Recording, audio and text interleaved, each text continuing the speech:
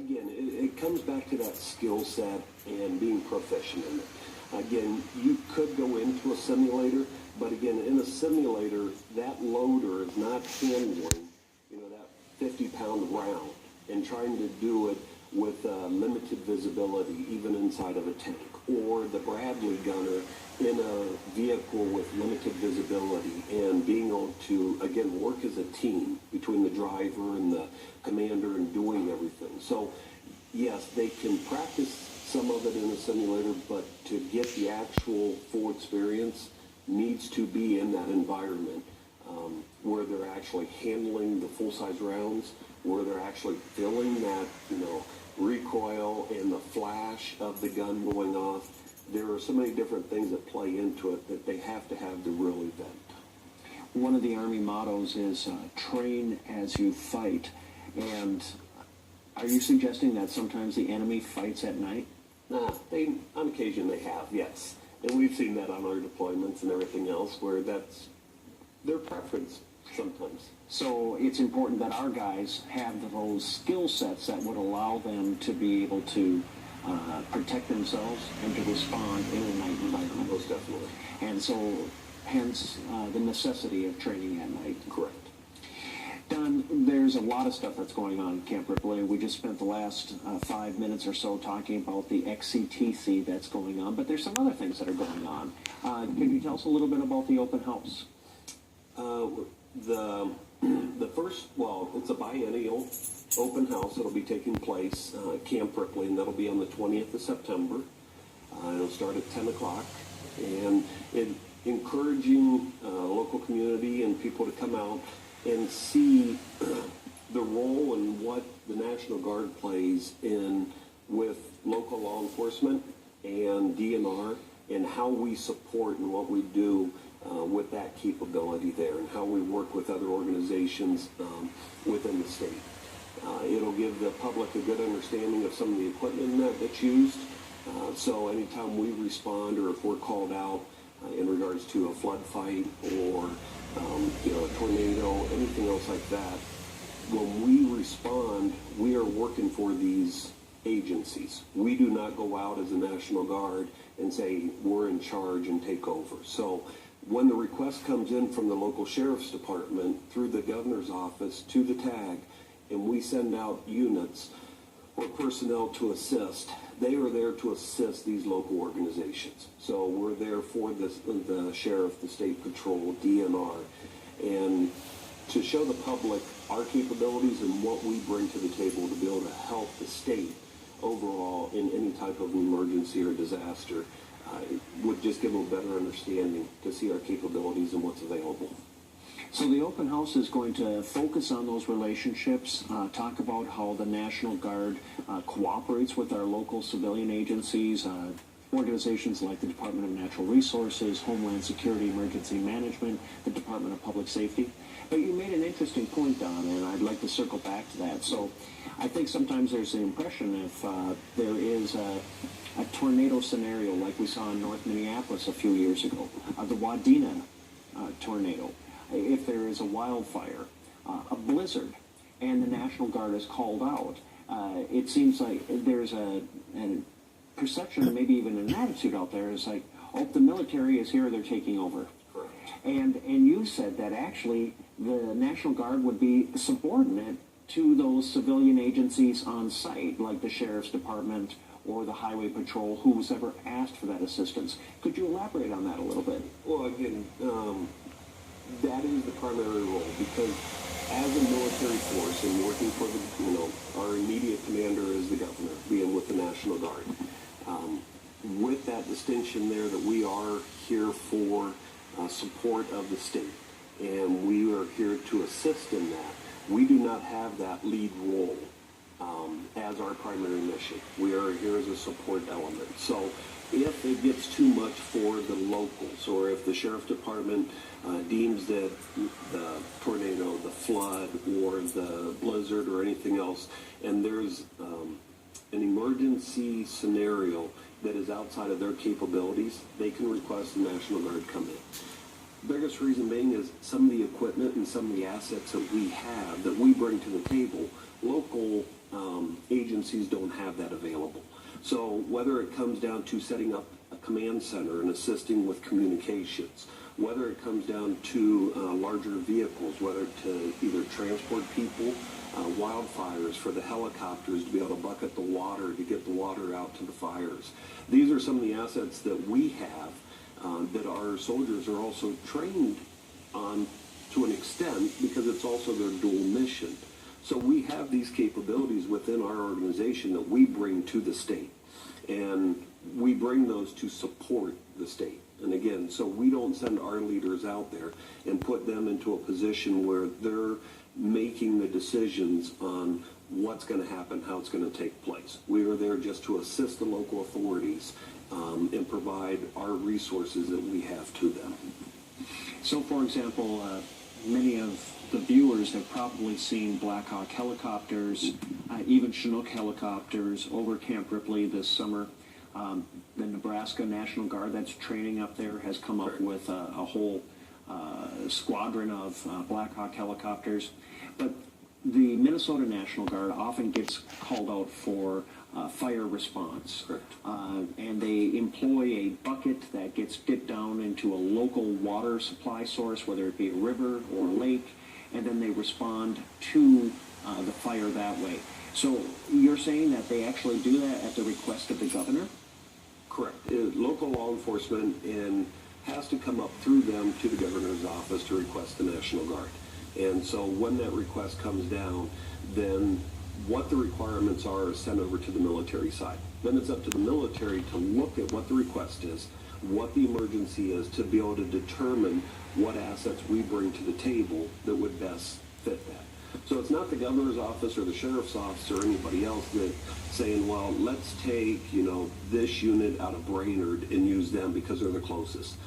The units that are actually used for any type of an emergency will still be decided by the military organization or through the National Guard, knowing the capabilities of the different organizations and providing that to that situation to be able to assist the local authorities. So each unit might have a specialty or a special skill set that would allow them to respond to an emergency situation. One unit that I would imagine would get called out quite a bit, especially in a disaster response scenario, might be the military police. Mm-hmm. What kind of roles would they play in a Wadena tornado, a North Minneapolis tornado scenario? The military police, and I'm going to use one other example where they have recently been called out too, is out of Monticello. We have the MPs, the 257 MPs out of Monticello. They have actually been used in the past also as extra providing local law enforcement additional support at the nuclear power plant and providing security. So if there is any indication of a threat or anything else in the state, they can be used for an organization or something along those lines to be able to support and help local agencies. The military police, when they're deployed, is not in a police fashion or a police role. What they would be used for, so in a tornado or flood, anything else like that, they would be bringing their skill sets along as far as traffic control, population control, anything along those lines where if it's directing of traffic for a local area that is flooded and you can't get into it, we could use them to be able to set up there to assist local law enforcement for pushing that out. We've also seen where we can place a couple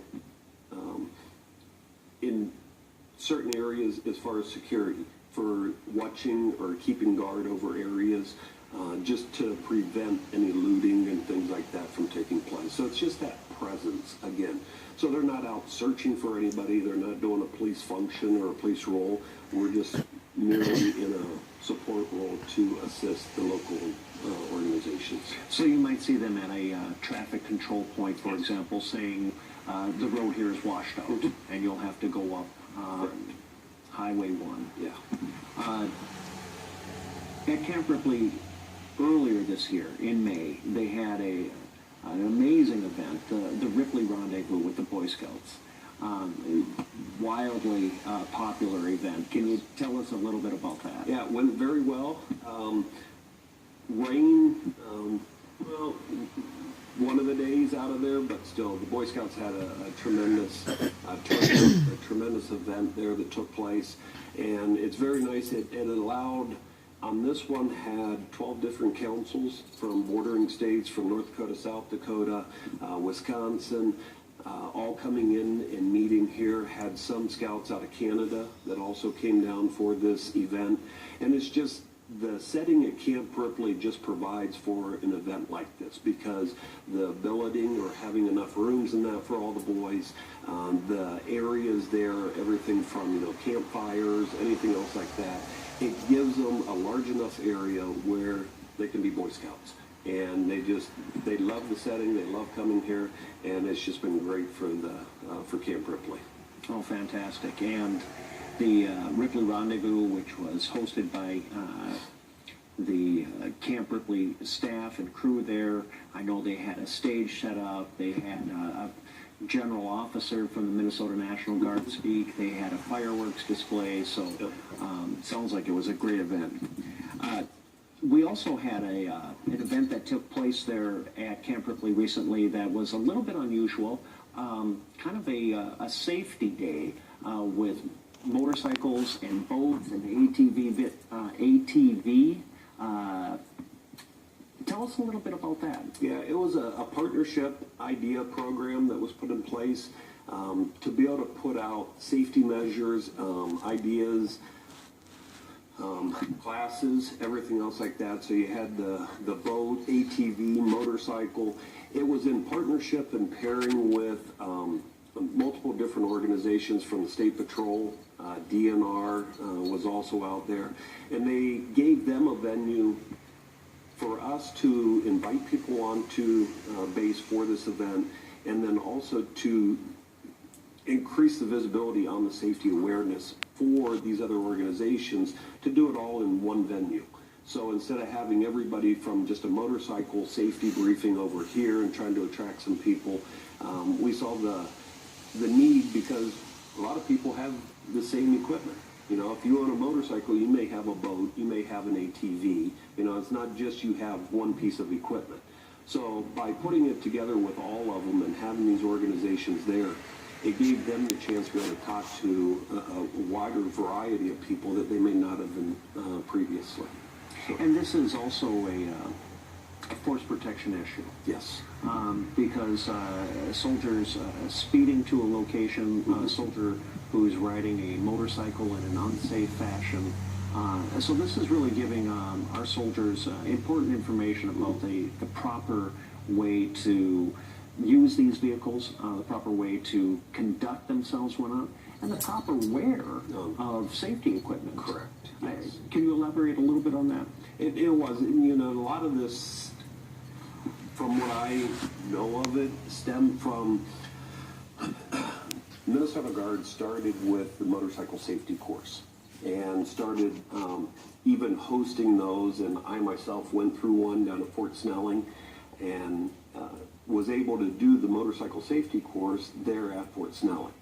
And the involvement of doing that in making soldiers and airmen aware of the proper riding, the techniques and the safety behind it, the proper clothing, visibility, and other safety tricks like that was a huge benefit for the military. With soldiers and airmen coming back from deployments and going out and buying these items, from the ATVs, motorcycles, and boats, and personal watercrafts and everything, it was a great release for them coming home. And now that they have them, putting on something along these lines of showing them the other options, what is available to them as far as the visibility, the safety equipment, the clothing, the benefits of wearing some of these clothing or items, that whole piece just made it brought it home a little bit better for them. Excellent. We only have a couple minutes left, and I want to talk briefly about Voices of Vietnam. the exhibit that's going to be opening at the Minnesota Military Museum. Can you tell our viewers a little bit about that? On the 18th of July, at the museum, we'll be hosting Voices of Minnesota, or Voices of Vietnam. Now, this event is going to showcase Minnesota's involvement through individuals, units, and through the community participation in Vietnam. So it's not a national looking at, all the way across. This one is going to be focusing strictly on Minnesota's. So we'll be looking at individuals.